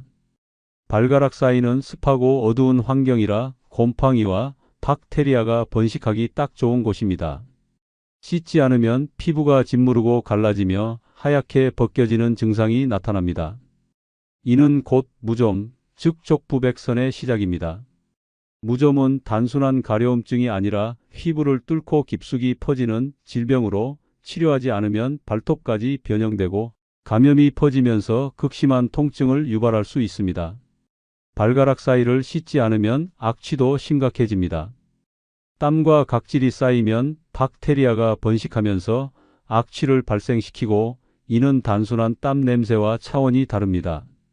발을 씻지 않는 사람의 신발과 양말에서는 시간이 지나면서 썩은 냄새가 나고 이는 주변 사람들에게도 불쾌감을 줄 수 있습니다. 더 심각한 문제는 세균 감염입니다. 발가락 사이에 피부가 갈라지면 세균이 쉽게 침투하면서 염증을 유발합니다. 특히 봉화지겸이라는 심각한 감염은 발이 붉게 부어오르고 심한 경우 폐혈증으로 발전해 목숨까지 위험할 수 있습니다. 면역력이 약한 노년층은 세균 감염이 빠르게 진행될 가능성이 크므로 더욱 주의해야 합니다. 당뇨병 환자는 더욱 치명적입니다. 작은 상처 하나가 제대로 치료되지 않으면 당뇨발, 즉 당뇨병성 족부 궤양으로 발전할 수 있습니다. 혈액순환이 원활하지 않아 발가락 끝부터 괴사가 시작되고 심하면 다리를 절단해야 하는 최악의 상황까지 갈 수 있습니다. 실제로 당뇨 환자 중 상당수가 발 관리 소홀로 다리를 잃고 있습니다. 발가락 사이를 제대로 씻으려면 비누를 사용해 발가락 사이를 꼼꼼히 문질러야 합니다. 샤워 후에는 반드시 완전히 건조시켜야 하며 특히 발가락 사이에 습기가 남지 않도록 수건으로 꼼꼼히 닦아야 합니다. 습한 상태로 방치하면 무좀균과 세균이 폭발적으로 번식합니다. 발가락 사이를 씻지 않는 것은 세균을 직접 키우는 것과 같습니다. 사소한 관리 소홀로 인해 발을 잃을 수도 있습니다. 90세까지 건강하게 살고 싶다면 반드시 발가락 사이를 철저히 씻고 관리해야 합니다. 깨끗한 발이 건강한 삶의 기본이라는 사실을 절대 잊어서는 안 됩니다. 발가락 사이를 제대로 씻지 않아 다리를 절단한 사례가 있습니다. 70세 남성이 발가락 사이에 가려움증을 느꼈지만 단순한 무좀이라 생각하고 방치했습니다. 시간이 지나면서 피부가 갈라지고 진물이 나기 시작했지만 연고만 바르고 대수롭지 않게 넘겼습니다. 그러던 어느 날 발이 심하게 붓고 검붉게 변하면서 극심한 통증이 찾아왔습니다. 병원에 갔을 때는 이미 봉화지겸과 괴사가 진행된 상태였습니다. 세균이 발가락 사이의 상처를 통해 침투하면서 감염이 퍼진 것입니다. 의사는 즉시 항생제 치료를 시작했지만 감염이 혈관을 타고 올라가면서 다리 절단을 피할 수 없는 상황이 되었습니다. 결국 발목 위까지 절단하는 수술을 받아야 했고 이후 의족을 착용해야 하는 처지가 되었습니다. 작은 무좀을 방치한 결과는 처참했습니다. 발가락 사이를 씻지 않는 것은 단순한 위생 문제가 아니라 생명을 위협하는 위험 요소입니다. 철저한 발 위생이 건강한 삶을 지키는 첫걸음이라는 사실을 절대 잊어서는 안 됩니다. 네 번째로 반드시 씻어야 할 곳은 배꼽입니다. 배꼽을 깨끗이 관리하지 않으면 악취는 물론 심각한 감염, 심지어 장기 손상까지 초래할 수 있습니다. 배꼽은 작고 깊숙한 구조 때문에 세균이 번식하기 좋은 환경입니다. 제대로 씻지 않으면 온갖 먼지, 땀, 각질이 쌓이며 배꼽 안에서 곰팡이와 박테리아가 번식합니다. 배꼽을 방치하는 것은 세균의 온상을 몸에 품고 사는 것이나 다름없습니다. 배꼽에서 악취가 나는 것은 단순한 위생 문제가 아닙니다. 냄새가 심해진다는 것은 이미 박테리아가 과도하게 증식했다는 신호입니다. 시간이 지나면 배꼽 안이 끈적이고 축축해지며 검은 때가 끼기 시작합니다. 이 상태를 방치하면 염증이 생기고 심한 경우 배꼽 주변이 붉게 부어오르면서 고름까지 차게 됩니다. 이 배꼽염이 심해지면 세균이 혈관을 타고 퍼지면서 전신 감염으로 이어질 수 있습니다. 배꼽을 씻지 않으면 심각한 내부 장기 문제까지 유발할 수 있습니다. 배꼽은 태아 때 탯줄이 연결되어 있던 자리로 혈관과 연결된 부분입니다. 만약 배꼽에 감염이 생기면 세균이 내부로 침투해 복막염 같은 위험한 질환으로 발전할 가능성이 있습니다. 특히 면역력이 약한 노년층은 이런 감염이 빠르게 퍼질 수 있어 더욱 치명적입니다. 배꼽에 쌓이는 때는 단순한 먼지가 아닙니다. 피부에서 떨어진 각질, 땀, 피지, 그리고 몸에서 나오는 노폐물까지 뒤엉켜 있습니다. 특히 배꼽 안이 축축하면 곰팡이가 서식하면서 심각한 피부 질환을 유발할 수 있습니다. 실제로 배꼽 안에서 곰팡이 감염이 발견되는 사례도 많습니다. 배꼽을 씻는 방법도 중요합니다. 세게 문지르거나 깊숙이 면봉을 찔러 넣으면 오히려 상처가 생겨 감염 위험이 커집니다. 부드러운 면봉이나 젖은 수건으로 살살 닦아야 하며 샤워할 때 비누를 이용해 가볍게 문질러 주는 것이 좋습니다. 씻은 후에는 반드시 배꼽을 완전히 건조시켜야 합니다. 습기가 남아 있으면 오히려 세균 번식을 촉진할 수 있습니다.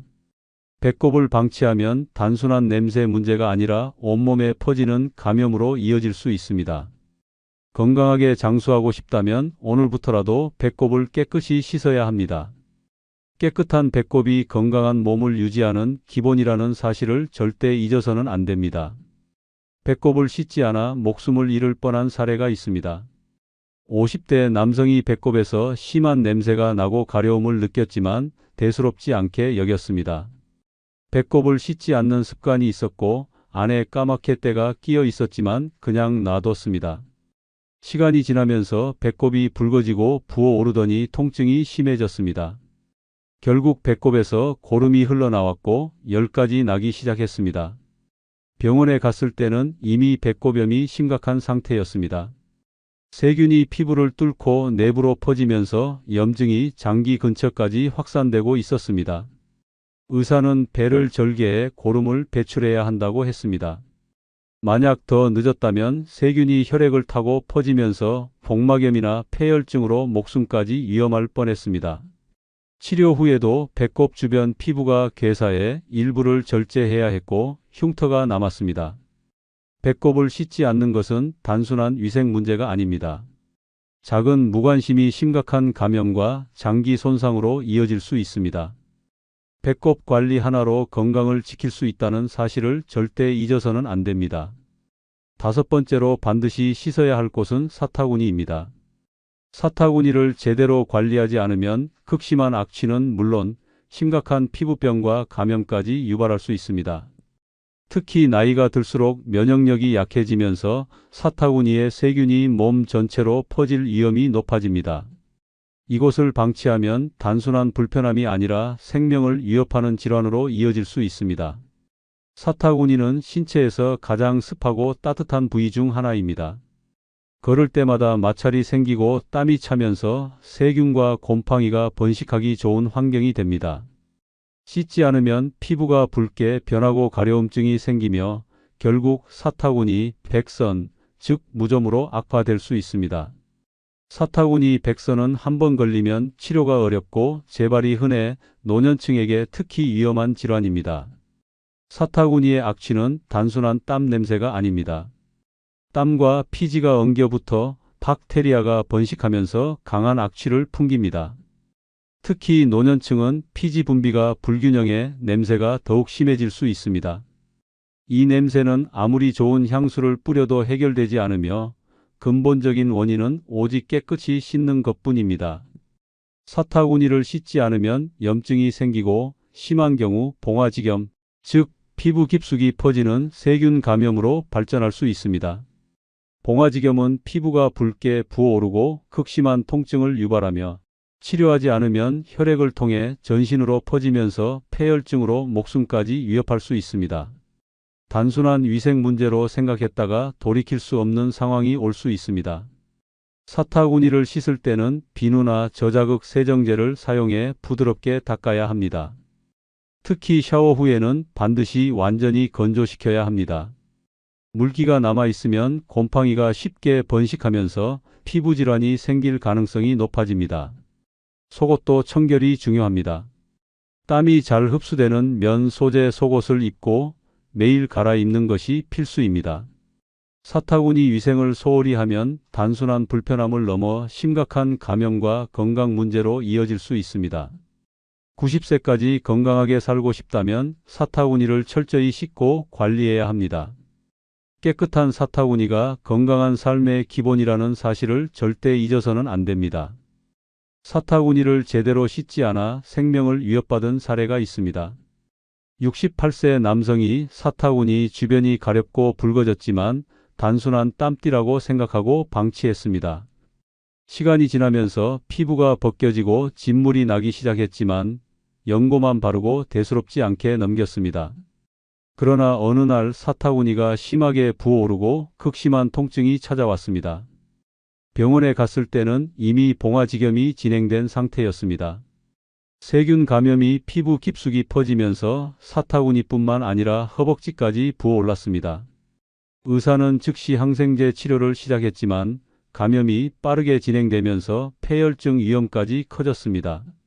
결국 병원에서 한 달 넘게 입원 치료를 받아야 했고 피부 괴사가 심한 부분은 절제 수술까지 받아야 했습니다. 사타구니를 씻지 않고 방치한 대가는 처참했습니다.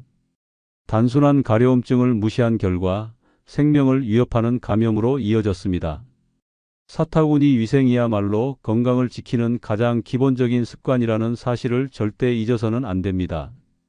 6번째로 반드시 씻어야 할 곳은 손톱 밑입니다. 손톱 밑을 제대로 관리하지 않으면 보이지 않는 세균이 온몸을 공격할 수 있습니다. 손은 하루 종일 다양한 물건을 만지면서 엄청난 양의 세균과 바이러스를 접촉합니다. 특히 손톱 밑에는 대장균, 황색 포도상구균, 곰팡이균 등 온갖 병원균이 숨어 있습니다. 제대로 씻지 않으면 식중독, 장염, 피부 감염까지 유발할 수 있습니다. 손톱 밑이 더러우면 단순한 위생 문제가 아니라 면역 체계까지 위협받을 수 있습니다. 손을 씻지 않은 채 눈을 비비거나 코를 만지면 세균이 몸속으로 침투하면서 각종 감염병을 유발합니다. 감기나 독감뿐만 아니라 심한 경우 폐렴이나 폐혈증으로 발전할 위험도 있습니다. 특히 노년층은 면역력이 약해 손톱 밑에 세균이 치명적인 결과를 초래할 수 있습니다. 손톱 밑을 씻지 않으면 손톱 무좀, 즉 조갑진균증이 발생할 확률도 높아집니다.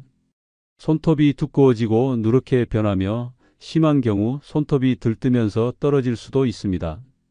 손톱 무좀은 치료가 어려울 뿐만 아니라 발톱까지 번질 위험이 있어 더욱 철저한 관리가 필요합니다. 손톱 밑 위생을 철저히 지키려면 손을 씻을 때 손톱 밑까지 꼼꼼히 닦아야 합니다. 비누를 사용해 손톱 밑을 문지르며 세균을 제거해야 하며 손톱을 짧게 유지하는 것이 가장 효과적인 예방법입니다. 손톱을 자를 때는 너무 짧게 자르면 감염 위험이 높아지므로 적당한 길이를 유지해야 합니다. 손톱 밑을 씻지 않는 것은 보이지 않는 적을 몸속에 들이는 것과 같습니다. 작은 무관심이 심각한 감염으로 이어질 수 있다는 사실을 절대 잊어서는 안 됩니다. 90세까지 건강하게 살고 싶다면 손톱 밑을 깨끗이 씻는 습관을 들여야 합니다. 손톱 밑을 씻지 않아 끔찍한 감염을 겪은 사례가 있습니다. 72세 남성이 손톱이 누렇게 변하고 두꺼워졌지만 대수롭지 않게 넘겼습니다. 평소 손을 자주 씻지 않았고 손톱 밑에는 보이지 않는 때와 먼지가 가득했습니다. 그러던 중 손끝이 붓고 욱신거리는 통증이 시작됐습니다. 시간이 지나면서 손가락이 벌겋게 부어오르고 고름까지 차올랐습니다. 병원 진단 결과 손톱 밑 박테리아 감염이었습니다. 세균이 손톱 밑으로 침투하면서 염증이 퍼진 것입니다. 치료를 미루다가 감염이 손 전체로 번지면서 폐혈증 위험까지 커졌습니다.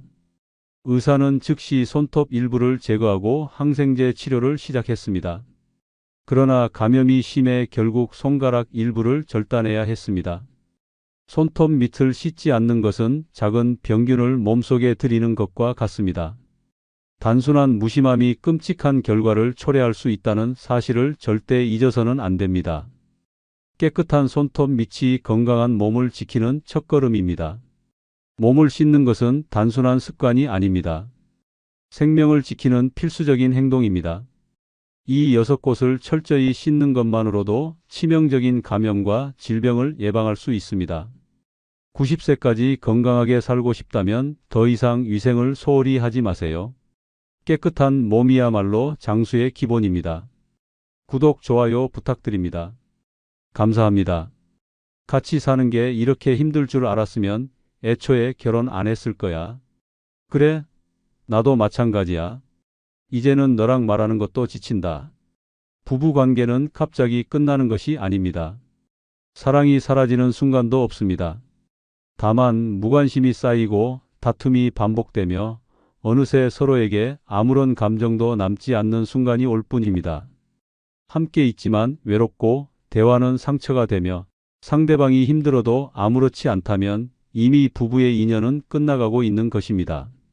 사랑이 미움으로, 미움이 무관심으로 변하는 순간 부부 관계는 조용히 무너집니다. 지금 당신의 관계는 어떤가요? 좋아요, 구독 부탁드립니다. 부부의 인연이 끝났다는 첫 번째 신호는 모든 대화가 결국 다툼으로 끝날 때입니다. 대화가 사라진 부부는 위험하지만 대화할 때마다 싸우는 부부는 이미 끝을 향해 가고 있습니다. 대화는 관계를 유지하는 필수 요소입니다. 하지만 그 대화가 매번 다툼으로 끝난다면 그것은 더 이상 소통이 아니라 감정의 폭발일 뿐입니다. 처음에는 작은 오해에서 시작됩니다. 하지만 시간이 지나면서 쌓인 감정들이 폭발하며 사소한 말 한마디에도 불꽃이 튑니다. 왜 이렇게 늦었어? 라는 말이 너는 원래 이기적인 사람이야로 변하고 오늘 힘들었어 라는 말조차 나만 힘든 게 아니야 라는 날카로운 대답으로 돌아옵니다. 대화는 점점 짧아지고 감정을 상하게 하는 말들만 남습니다. 부부 관계가 무너질 때 가장 먼저 나타나는 변화는 바로 대화의 방식입니다. 서로 이해하려는 태도보다 상대방을 공격하려는 태도가 앞서면 더 이상 소통은 불가능합니다. 상대의 말이 귀에 들어오지도 않고 무슨 말을 해도 결국 언성이 높아지며 감정 싸움으로 번집니다. 처음에는 화해라도 했지만 이제는 그조차 귀찮아집니다. 상대방을 이해하려는 노력 자체를 포기한 것입니다. 더 심각한 것은 이런 싸움이 반복될수록 상대방과 대화하고 싶지 않다는 감정이 강해진다는 점입니다. 대화의 끝이 항상 상처뿐이라면 어느 순간부터는 서로 말하는 것을 피하게 됩니다. 그리고 결국 대화할 일이 줄어들면서 부부 사이의 정서적 거리도 멀어집니다. 대화가 다툼으로 끝나는 이유는 단순히 성격 차이 때문이 아닙니다. 이미 상대방에 대한 존중과 애정이 약해졌기 때문입니다. 사랑이 남아있다면 이해하려는 마음이 있지만 감정이 식으면 작은 불만도 큰 싸움으로 번집니다. 결국 부부 사이에 남은 것은 말싸움뿐이고 그 싸움마저도 지칠 때가 되면 완전히 침묵이 찾아옵니다.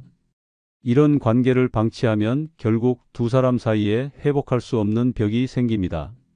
처음에는 싸우더라도 화해할 여지가 있었지만 이제는 그마저도 사라지고 감정의 골만 깊어집니다. 결국에는 싸움조차 하지 않는 관계가 되고 서로에게 관심도 기대도 없는 상태로 변하게 됩니다. 이쯤 되면 부부로서의 인연은 사실상 끝난 것이나 다름없습니다. 모든 대화가 싸움으로 끝난다면 단순한 성격 차이로 넘겨서는 안 됩니다. 이는 부부 관계가 위태로운 상태에 놓였다는 강력한 경고입니다. 서로의 말을 듣기보다 상처 주는 것이 익숙해진다면 지금이 마지막 기회일 수도 있습니다. 더 늦기 전에 관계를 회복하려는 노력이 필요합니다. 대화의 끝이 다툼이 아니라 이해와 배려로 마무리될 수 있도록 노력해야 합니다. 부부의 마지막 인연을 붙잡을 수 있는 시간은 생각보다 많지 않습니다. 38년 차 부부가 있었습니다. 함께한 시간이 길었지만 언제부터인가 모든 대화가 싸움으로 끝났습니다. 사소한 일에도 감정이 격해졌고 대화가 시작되면 결국 서로를 비난하는 말로 이어졌습니다. 당신은 예전부터 그랬어. 당신도 다를 게 없잖아. 말 한마디가 쌓여 폭발했고 화해하려는 노력조차 사라졌습니다. 어느 날 남편이 아내에게 조용히 말했습니다. 우리 이렇게 싸우면서까지 함께 살아야 할까? 순간 아내는 아무런 감정도 들지 않았습니다. 싸우는 것이 일상이 되었고 상대를 이해하려는 마음도 희미해졌습니다. 몇 주 후 남편은 별다른 말 없이 이혼 서류를 내밀었습니다. 아내는 잠시 망설였지만 결국 서명했습니다. 38년 동안 함께했지만 대화가 상처가 되고 다툼이 일상이 된 순간 그들의 인연은 더 이상 이어질 수 없었습니다. 부부의 끝은 큰 사건이 아니라 사소한 말다툼이 반복될 때 이미 시작되고 있었습니다. 부부의 인연이 끝났다는 두 번째 신호는 배우자가 힘들어도 위로하고 싶은 마음이 안 들 때입니다. 배우자가 힘들어도 위로하고 싶은 마음이 들지 않는다면 부부의 인연은 이미 멀어지고 있다는 신호입니다. 사랑하는 사람의 고통에 마음이 움직이지 않는다면 더 이상 감정적인 연결이 남아있지 않다는 뜻입니다. 처음에는 작은 무관심에서 시작됩니다. 배우자가 지쳐 보이거나 속상해해도 그냥 그러려니 하고 넘어가게 됩니다. 점점 상대의 감정보다 자신의 감정이 더 중요해지고 위로해야 한다는 생각조차 들지 않습니다. 과거에는 배우자가 힘들어하면 가장 먼저 걱정했고 무슨 일이든 함께 해결하려고 했습니다. 하지만 지금은 어떻습니까? 배우자가 한숨을 쉬어도 피곤한 얼굴로 앉아 있어도 아무런 감정이 들지 않는다면 부부 관계가 차갑게 식었다는 신호입니다. 심지어 상대가 아파도 나도 힘들어라며 무관심하게 넘어간다면 관계의 균열은 이미 깊어지고 있습니다. 부부 사이의 가장 기본적인 감정은 공감입니다. 하지만 그 공감이 사라지는 순간 부부는 단순한 동거인이 될 뿐입니다. 상대가 힘들어하는 모습을 봐도 귀찮거나 짜증이 난다면 이제는 감정보다 의무로만 함께하고 있는 것입니다. 처음에는 작은 거리감이었지만 시간이 지나면 서로에게서 완전히 멀어지게 됩니다. 더 무서운 것은 이런 무관심이 지속되면 상대방도 결국 포기하게 된다는 점입니다. 위로받지 못한 배우자는 점점 혼자 있는 것이 더 편해지고 함께 있어도 외롭다고 느끼게 됩니다. 대화는 줄어들고 감정을 나누지 않으면서 부부 관계는 점점 형식적인 관계로 변해갑니다. 그리고 결국에는 서로를 필요로 하지 않는 상태가 됩니다. 이런 상태를 방치하면 어느 순간 둘 사이에는 회복할 수 없는 벽이 생깁니다. 배우자가 힘들어할 때 위로하지 않는 것이 당연해지고 감정을 공유하지 않는 것이 익숙해지면 부부 관계는 더 이상 의미가 없어집니다. 결국에는 이혼을 고민하거나 부부로서의 의미를 완전히 상실한 채 몸이 건조한 삶을 이어가게 됩니다. 부부 관계는 저절로 유지되지 않습니다. 관심과 배려가 사라지는 순간 관계도 서서히 무너져 갑니다. 배우자가 힘들어할 때 외면하는 것이 습관이 된다면 지금 당장 경각심을 가져야 합니다. 작은 관심과 따뜻한 한마디가 부부 관계를 살릴 수 있습니다. 사랑이 남아있다면 배우자의 고통을 그냥 지나칠 수는 없습니다. 더 늦기 전에 다시 손을 내밀어야 합니다. 무관심이 쌓이면 결국 남는 것은 아무런 감정도 없는 공허한 관계뿐입니다. 29년 차 부부가 있었습니다. 예전에는 배우자가 힘들어하면 가장 먼저 위로해 주던 사이였습니다. 하지만 언제부턴가 서로의 감정에 무감각해졌습니다.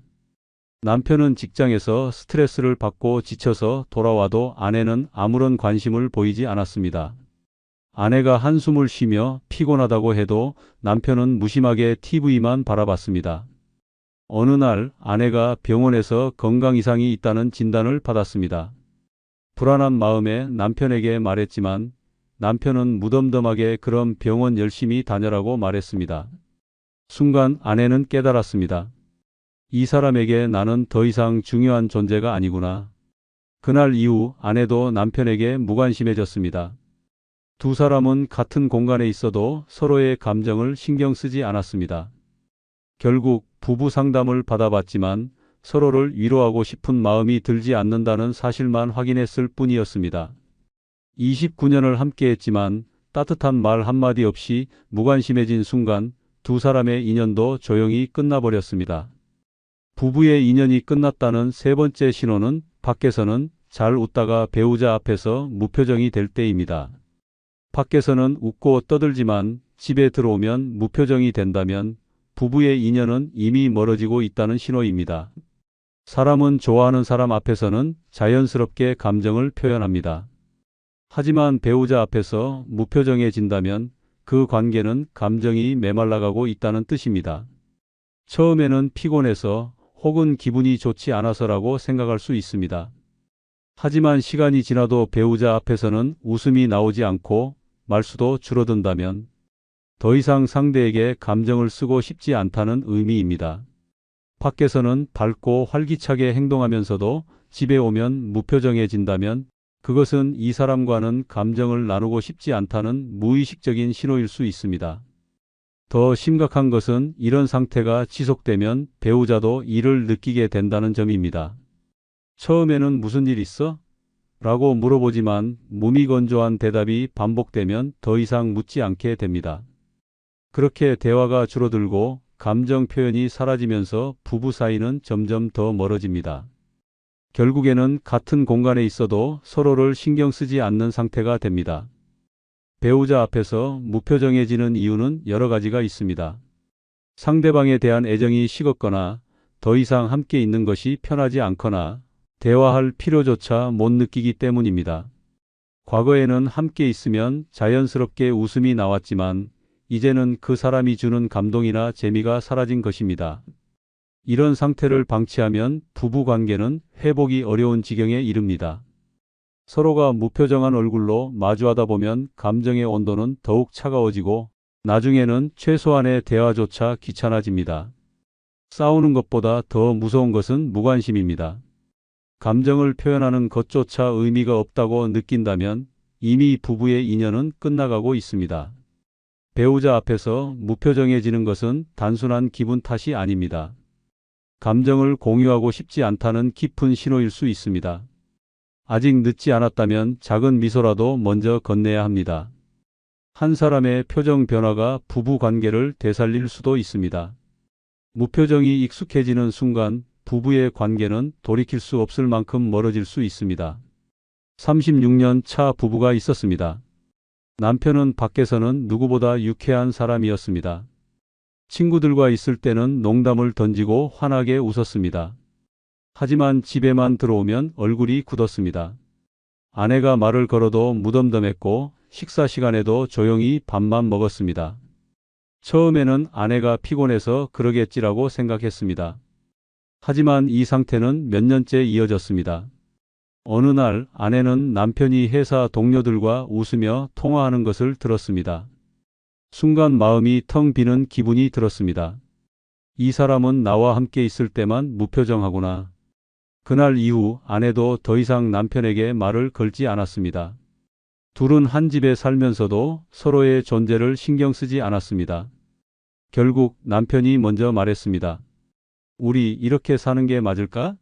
그렇게 36년의 결혼 생활이 끝났습니다. 부부의 끝은 싸움이 아니라 서로에게 무표정해지는 순간부터 시작됩니다. 부부의 인연이 끝났다는 네 번째 신호는 서로의 말이 상처가 되는데도 신경 쓰지 않을 때입니다. 부부 관계가 끝나가는 가장 확실한 신호는 서로에게 내뱉는 말이 상처가 되어도 아무렇지 않게 여기는 순간입니다. 말은 관계를 이어주는 다리이지만 독이 된 말은 그 다리를 무너뜨립니다. 처음에는 작은 실수였지만 시간이 지나면서 날카로운 말들이 습관이 됩니다. 당신 때문에 내 인생이 망가졌어. 같이 사는 게 지겹다. 이런 말들이 오가지만 이제는 누구도 상처받지 않습니다. 그저 무덤덤할 뿐입니다. 사랑이 있을 때는 상대의 말 한마디에도 감정이 흔들립니다. 하지만 관계가 끝나갈 때는 비난과 조롱이 오가도 아무런 감정이 들지 않습니다. 상대의 말이 가슴을 찌를 때도 더 이상 아프지 않습니다. 상처받기보다 그냥 그러려니 하고 넘기게 됩니다. 감정이 메말라 더 이상 기대할 것도 실망할 것도 없어진 것입니다. 부부는 싸울 수도 있고 때로는 상처를 줄 수도 있습니다. 하지만 중요한 것은 그 상처를 회복하려는 마음입니다. 진심 어린 사과가 없고 서로를 배려하려는 노력조차 하지 않는다면 이미 부부로서의 관계는 무너지고 있는 것입니다. 더 심각한 것은 이러한 무관심이 결국 완전한 단절로 이어진다는 점입니다. 처음에는 감정적으로 상처받지 않으려 무시하지만 시간이 지나면 대화 자체가 사라집니다. 싸우는 것조차 귀찮아지고 점점 대화의 횟수가 줄어듭니다. 결국 한 집에 살아도 남보다 못한 사이가 되어갑니다. 어느 날 배우자가 비난하는 말을 해도 아무런 감정이 들지 않는다면 부부 관계를 다시 돌아봐야 합니다. 상대방의 말이 더 이상 상처가 되지 않는다면 그것은 상대에게 아무런 기대도 애정도 없다는 뜻입니다. 감정을 공유하지 않는 부부는 단순한 동거인일 뿐 부부라고 할 수 없습니다. 부부 사이에서 가장 위험한 것은 싸움이 아니라 무관심입니다. 서로의 말이 상처가 되어도 신경 쓰지 않는다면 그 관계는 이미 끝을 향해 가고 있습니다. 아직 늦지 않았다면 서로의 말에 다시 귀를 기울여야 합니다. 관계를 회복하려는 작은 노력이라도 없다면 부부의 인연은 조용히 그러나 확실하게 끝나고 말 것입니다. 35년 차 부부가 있었습니다. 오랜 세월을 함께했지만 이제는 서로에게 내뱉는 말이 칼날처럼 날카로웠습니다. 당신이랑 결혼한 게 내 인생 최대 실수야. 그래서 뭐 이제 와서 후회라도 해? 상처 주는 말들이 오갔지만 둘 중 누구도 더 이상 아파하지 않았습니다. 처음에는 싸울 때마다 화해하려 노력했습니다. 하지만 이제는 사과도 없고 감정도 없습니다. 비난과 조롱이 일상이 되었고 상대가 어떤 말을 하든 무덤덤했습니다. 어느 날 남편이 아내에게 차갑게 말했습니다. 넌 이제 나한테 아무 의미 없어. 하지만 아내는 그 말조차 흘려버렸습니다. 결국 둘은 조용히 이혼을 결정했습니다. 한때는 사랑했던 사람, 함께한 세월이 35년이었지만 말이 더 이상 상처가 되지 않는 순간 부부의 인연도 끝나 있었습니다. 부부 관계는 큰 싸움으로 무너지는 것이 아닙니다. 서로의 말이 더 이상 아무 의미도 갖지 않을 때 그 관계는 이미 끝난 것입니다. 부부의 인연이 끝났다는 5번째 신호는 모든 대화가 결국 다툼으로 끝날 때입니다. 부부가 함께 밥을 먹는 시간은 단순히 배를 채우는 순간이 아닙니다. 하루 동안 있었던 일들을 나누고 서로의 감정을 공유하는 중요한 시간입니다. 하지만 밥을 함께 먹어도 대화가 없고 밥맛조차 없다면 그것은 부부의 인연이 끝나가고 있다는 신호입니다. 처음에는 조용한 식사가 어색합니다. 하지만 시간이 지나면 이 침묵이 익숙해집니다. 한때는 서로를 바라보며 웃고 떠들던 시간이었지만 이제는 그저 습관처럼 밥을 먹고 일어납니다. 밥상에 마주 앉아 있지만 눈도 마주치지 않고 각자 휴대폰을 바라보거나 TV 소리에만 의존합니다. 질문을 해도 건성으로 대답하거나 대화를 시도하는 것조차 귀찮게 느껴집니다. 더 심각한 것은 밥맛마저 없어지는 순간입니다. 예전에는 함께 식사하는 것만으로도 즐거웠습니다. 하지만 이제는 상대와 함께 밥을 먹는 것이 의무처럼 느껴지고 억지로 끼니를 해결하는 것에 불과합니다. 맛있는 음식을 먹어도 기분이 좋아지지 않고 차라리 혼자 먹는 것이 더 편하게 느껴집니다. 함께 있어도 외롭고 밥상 앞에서도 공허함만 남습니다. 부부 관계가 무너질 때 가장 먼저 변하는 것이 바로 식사 시간입니다. 서로에게 관심이 있을 때는 밥 한 끼도 의미가 있습니다. 하지만 무관심이 쌓이면 대화도 줄어들고 결국 함께하는 식사조차 아무런 의미가 없어집니다. 같이 있어도 혼자 있는 것 같은 기분이 들고 밥을 먹는다는 행위 자체가 지루한 일상이 되어버립니다. 이 상태를 방치하면 부부 관계는 점점 더 소원해집니다. 식사뿐만 아니라 일상생활 전체에서 대화가 사라지고 함께하는 시간이 점점 줄어듭니다. 결국에는 같은 집에 살아도 각자의 삶을 따로 살아가는 관계로 변해갑니다. 대화 없는 밥상은 대화 없는 결혼 생활로 이어지고 끝내 부부라는 이름만 남게 됩니다. 밥을 함께 먹는 시간은 단순한 식사가 아닙니다. 부부 사이의 온도를 확인하는 중요한 순간입니다. 만약 함께 밥을 먹어도 아무런 대화가 없고 음식이 맛없게 느껴진다면 지금 당신의 관계를 돌아봐야 합니다. 부부 사이에서 침묵이 익숙해지는 순간 인연은 서서히 끝을 향해 가고 있습니다. 더 늦기 전에 서로를 다시 바라보고 식탁 위에서부터 변화를 시작해야 합니다. 33년 차 부부가 있었습니다. 예전에는 함께 밥을 먹는 시간이 가장 행복했습니다. 하지만 언제부턴가 밥상에 마주 앉아도 대화가 없었습니다. 남편은 조용히 TV를 보며 숟가락을 들었고 아내는 스마트폰만 쳐다보았습니다. 밥을 먹으면서도 서로의 얼굴을 보지 않았고 식사 시간은 불편한 침묵으로 가득했습니다. 어느 날 아내는 남편이 좋아하던 반찬을 정성껏 준비했습니다. 하지만 남편은 무심하게 몇 숟가락 뜨고는 자리에서 일어났습니다. 아내는 그제야 깨달았습니다. 이 사람과 함께 밥을 먹는 것이 더 이상 즐겁지 않구나. 함께 살아온 세월이 33년이었지만 이제는 같은 식탁에 앉아 있어도 남보다 더 먼 사이가 되었습니다. 결국 두 사람은 각자의 식사를 따로 하기 시작했고 대화는 더욱 줄어들었습니다. 부부의 끝은 큰 사건으로 찾아오는 것이 아닙니다. 같은 밥을 먹어도 아무런 감정이 들지 않는 순간 이미 부부의 인연은 끝나버린 것입니다. 부부의 끝은 한순간에 찾아오는 것이 아닙니다. 대화가 줄어들고 함께 있어도 외롭고 서로에게 무관심해지는 순간 관계는 서서히 멀어집니다. 하지만 다행인 것은 이 변화는 되돌릴 수 있다는 것입니다. 중요한 것은 서로가 아직 관계를 회복하고 싶은 마음이 있는지입니다. 작은 관심과 배려, 따뜻한 한마디가 쌓이면 잊고 지냈던 애정도 다시 되살아날 수 있습니다. 부부는 함께 살아온 시간이 긴 만큼 함께 극복할 힘도 있습니다. 지금이라도 늦지 않았습니다. 손을 내밀어야 할 때는 바로 지금입니다.